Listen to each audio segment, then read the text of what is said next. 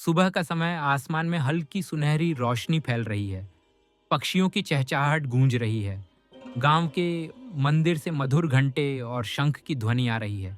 एक छोटा बालक आरव अपने आंगन में बैठा है और देखता है कि उसके पिता श्राद्ध की तैयारी कर रहे हैं। पवित्र अग्नि जल रही है। केले के पत्तों पर ताजे पिंड रखे हैं। आसपास धूप और दीपक की सुगंध फैली हुई है। वातावरण शांत, पवित्र और दिव्य अनुभूति से भरा हुआ है। रात का समय, आकाश में चांद चमक रहा है। चारों ओर शांति है। आरव अपने बिस्तर पर लेटा धीरे धीरे नींद में डूब जाता है। अचानक उसके कमरे में दिव्य प्रकाश फैलता है। धुंध से एक वृद्ध पितामह प्रकट होते हैं। सफेद वस्त्र, लंबी दाढ़ी और चारों ओर चमकता प्रभामंडल। वे मुस्कुराते हुए कहते हैं, आरव, आज मैं तुम्हें अपने साथ पितृलोक की अद्भुत यात्रा पर ले चलूंगा। आरव आश्चर्य से उठकर उनके पास खड़ा हो जाता है। पितामह आरव का हाथ पकड़ते हैं। अचानक दोनों का शरीर हल्का हो जाता है और वे धरती से ऊपर उठने लगते हैं। चारों ओर चमचमाती तारों से भरा आकाश है। नीचे गांव, खेत और नदी छोटे छोटे दिखाई देने लगते हैं। आरव आश्चर्य से कहता है, वाह दादाजी, मैं उड़ रहा हूँ। पितामह मुस्कुराकर कहते हैं, यह तो बस शुरुआत है बेटा। धीरे धीरे वे बादलों के बीच प्रवेश करते हैं। सफ़ेद और सुनहरी रोशनी से भरी आकाशीय सुरंग दिखाई देती है। उस सुरंग में प्रवेश करते ही वातावरण बदल जाता है। मधुर वीणा और शंख की ध्वनि सुनाई देती है। सुरंग के अंत में एक विशाल द्वार दिखाई देता है, जिस पर सुनहरे अक्षरों में लिखा है, पितृलोक। द्वार के दोनों ओर दिव्य प्रहरी खड़े हैं। सफ़ेद वस्त्रों में, उनके हाथों में तेजस्वी दंड है। द्वार धीरे धीरे खुलता है और सामने फैलता है हरी भरी भूमियाँ, श्वेत स्वर्णिम महल, झिलमिलाते पुष्पवन, शांत सरोवर और आकाश में उड़ते दिव्य हंस। आरव की आंखें विस्मय से चमक उठती हैं। वह कहता है, दादाजी, यह तो स्वर्ग से भी सुंदर है। पितामह गंभीर और मधुर स्वर में उत्तर देते हैं, यह पितृलोक है बेटा, जहाँ हमारे पूर्वज रहते हैं। यहाँ हर आत्मा अपने कर्मों के अनुसार सुख या दुख का अनुभव करती है। पितृलोक का विशाल द्वार पार करते ही आरव चारों ओर आश्चर्य से देखने लगता है। वहाँ सुंदर पुष्पों से सजे उद्यान, चमचमाते झीलें और चमकीली हवेलियाँ हैं। वातावरण में शांति, मधुर संगीत और दिव्य आभा फैली हुई है। आरव अपने पितामह के साथ आगे बढ़ता है। तभी कुछ आत्माएं धीरे धीरे उनकी ओर आती हैं। ये उसके परिवार के पितर हैं। उनमें से एक दयालु वृद्ध आत्मा मुस्कुराकर कहती है, आरव बेटा, हम तेरे परदादा हैं। आरव चौंक कर पूछता है, परदादा? आप सच में? मैंने आपको कभी नहीं देखा।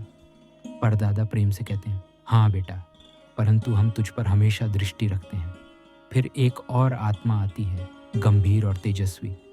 वह कहता है, मैं तुम्हारा एक पूर्वज हूँ, जिसने अपने जीवन में लोभ और अन्याय किया।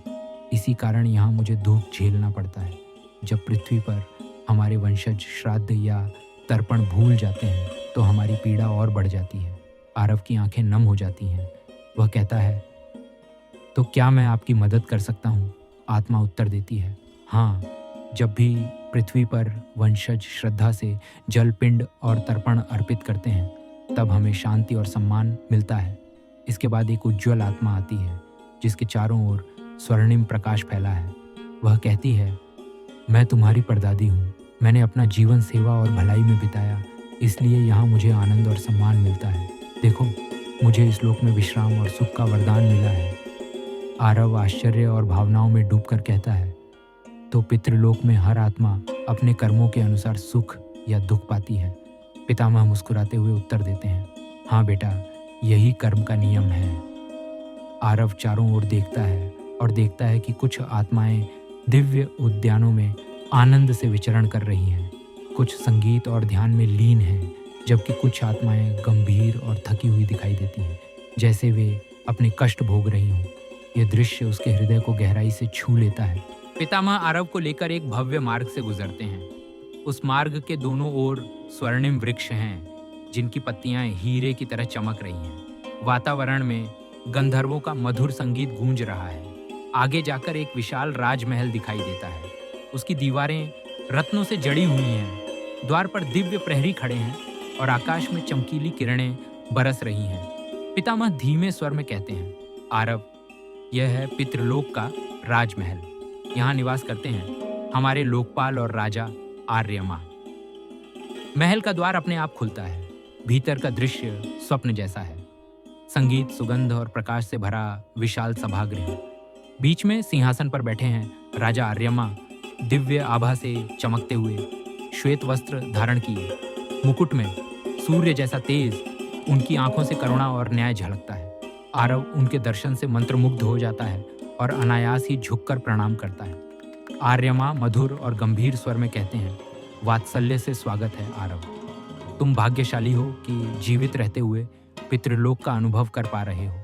यह अवसर केवल उन्हीं को मिलता है जिनके हृदय में श्रद्धा और निर्मलता होती है। आरव साहस कर पूछता है, राजन, यहाँ आत्माएं किस आधार पर सुख या दुख पाती हैं?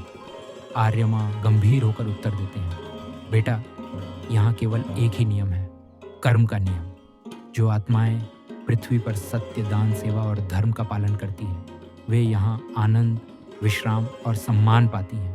परंतु जो आत्माएं स्वार्थ, अन्याय और पाप में डूबी रहती हैं, वे यहाँ पश्चाताप और दुख का अनुभव करती हैं। फिर वे आगे कहते हैं, तुम्हारे वंशज जब श्रद्धा से तर्पण, श्राद्ध और पितरों का स्मरण करते हैं तो यहाँ की आत्माओं को शांति मिलती है।